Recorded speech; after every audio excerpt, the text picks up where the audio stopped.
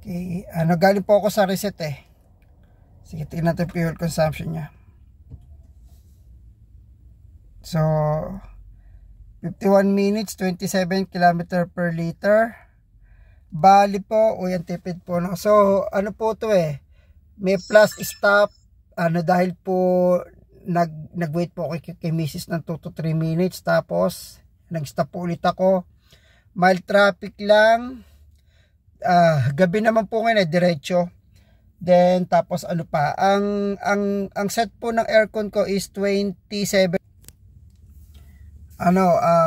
So nakita nyo po kung gaano pong katipid ang hybrid. 27 km per liter. Bali yung biniyay ko approximately siguro baka mga nasa ano lang eh, mga 20 km po siguro yung kanina. Sige, nyo na lang po, repeat nyo na lang po ulit yung pong sa time frame po nung sa YouTube.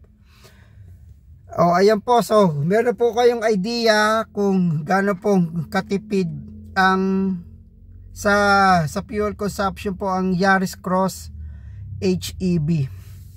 Maraming salamat po. Sana nagkaroon po kayo ng idea. So, sa mga nagbabalak pong bumili, mahal lang po siya ng I think mga almost 280,000 compare po dun sa 9 hybrid. Pero po later on po yung pong yun sa tinatawag nila na return of investment, yung ROI, mababawi nyo din siya within 5 years eh. Pero yung po kasi nakapanood po kasi ako sa YouTube po sa US. Corolla hybrid din po siya. Approximately po bumigay yung battery po nila na gamit is nasa 240,000 km. So 240,000 km, napakatagal na po noon. Kung gagamitin lang po natin sa Pilipinas yon, baka po 20 years. So, sa 20 years po siguro sulit na po 'yon, 'di ba?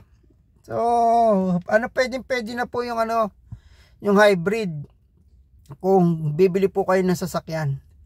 Okay guys, maraming salamat po sa mga nagbabalak bumili. Kinukonvince ko po kayo na mag-hybrid na rin po kayo. Tsaka po maganda po siya sa traffic. Yung pong engine niya namamatay po, then tapos ang papasok lang po is yung EV. Doon nyo po ma-appreciate na napakatipid po niya. Okay guys, maraming salamat and good night. Thank you.